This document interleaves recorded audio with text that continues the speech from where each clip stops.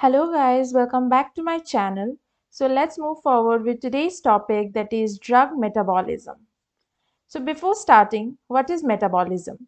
Metabolism is also known as biotransformation, which means the conversion of one form of drug to another form. So in this case, drug metabolism, our main aim is to convert lipid soluble drug to water soluble so that it can easily dissolve in water or in urine and it can come out of our body. So the main purpose of metabolism is taking out of the drug after it has shown its sole purpose or effect. So next we have primary site of drug metabolism. So most of the metabolism is done by liver, but sometimes the other organs also show some amount of metabolism like lungs, kidney, intestine, skin. So how does the biotransformation occur? Basically, there are three processes. First being the inactivation. So in this case, we have an active drug. After it has completed showing its action, it gets inactivated and comes out of the body. Second, we have active metabolite from active drug. Here, the drug is taken and after it is metabolized, the metabolites are formed. These metabolites are also active in nature. The initial drug that we have taken, it is also active in nature, and the metabolites that it has formed after metabolism is also active in nature, and even they show some action. Third is the activation of inactive drug. In this case, the drug that is taken is initially inactive in nature, but after it is metabolized, they gets activated. And this kind of drug that previously is inactive in nature, but after metabolism it gets activated is known as prodrugs. Then we have enzymes that are responsible for biotransformation. So we know how enzymes are important to carry out any reaction. Even in case of metabolism, there are some enzymes that play their role. Here, the enzymes that are involved are mainly microsomal enzymes and non-microsomal enzymes. So the difference between the microsomal enzyme and non-microsomal enzyme is that microsomal enzymes are present in the liver microsome. They are present in the smooth surface of endoplasmic reticulum. And non-microsomal enzymes are present in cytoplasm and mitochondria. Hence, microsomal enzyme is named as microsomal and non-microsomal enzyme is named so. In case of microsomal enzyme, they are inducible in nature, whereas non-microsomal are not inducible in nature, which means that for microsomal enzymes, although the enzymes are present in the microsome of the liver, but they can be induced from outside by giving any substrate that can induce it. But in case of non-microsomal enzyme, it cannot be induced. Then microsomal enzymes usually catalyzes the phase 1 reaction, that is oxidation, reduction, hydrolysis, and in case of phase 2 it carries out glucuronide conjugation. Whereas in case of non-microsomal enzymes, in case of phase 1 they carry out some oxidation and reduction, most of the hydrolytic reaction, and in phase 2 they carry all the conjugation reaction except glucuronide conjugation, because glucuronide conjugation is carried out by the microsomal enzymes. So these are the example of microsomal enzyme, that is monooxygenase, cytochrome P450, and non-microsomal enzymes are esterases, amides, and some flavoproteins. Next we have phases of metabolism. So here there are two phases.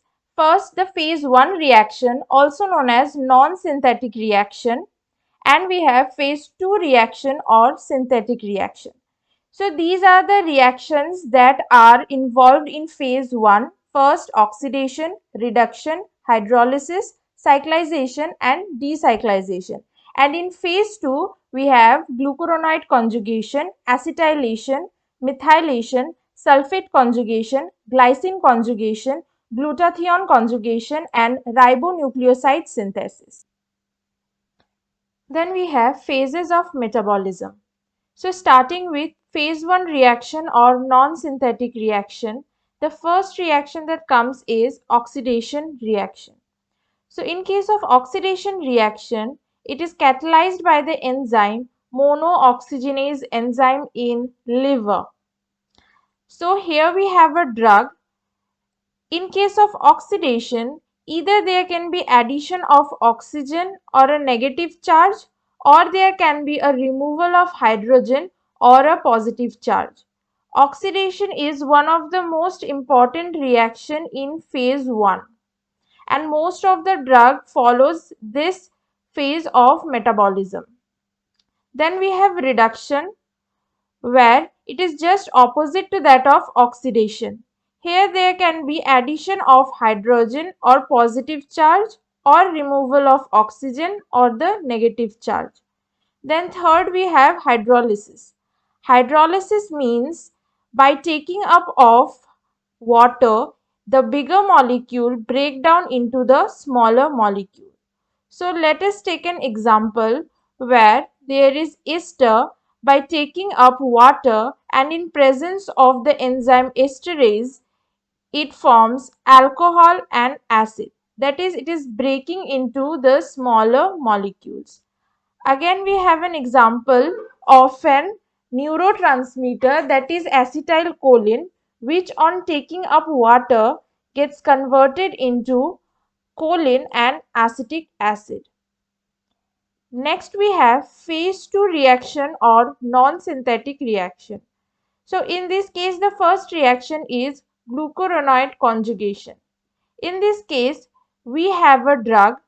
If the drug is having a hydroxyl group or a carboxylic group, it will conjugate with glucuronic acid and they will form water soluble compound in presence of the enzyme UDP glucuronyl transferase. So this is the thing that is written in the picture format.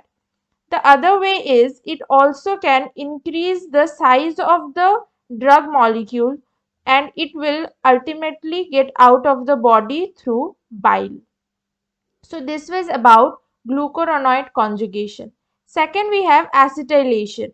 In this case, there will be addition of acetyl group and the enzyme that is involved is acetyl-CoA enzyme. Methylation we have where the amine and the phenol are methylated by enzyme methyl transferases. Then we have sulfate conjugation where the phenolic compound and the steroid are sulfated by sulfotransferase. The aim of all the reaction is to make the metabolite water soluble so that it can get out of our body through urine. The last two we have, that is glycine conjugation, where the drug having COOH group or the carboxyl group conjugates with glycine, and ribonucleoside or nucleotide synthesis, where there is activation of the purine and pyrimidine antimetabolite that is used in cancer chemotherapy. So this was about all the phases of metabolism that the drug undergoes for the metabolism purpose. So the main aim of this phase and metabolism is to convert the lipid soluble drug to water soluble so that ultimately it can go out of the body.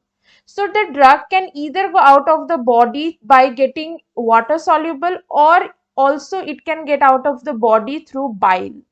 So this was it for today. In the next video, we will be left with one topic, that is elimination, and it is the last topic of pharmacokinetics. Thank you.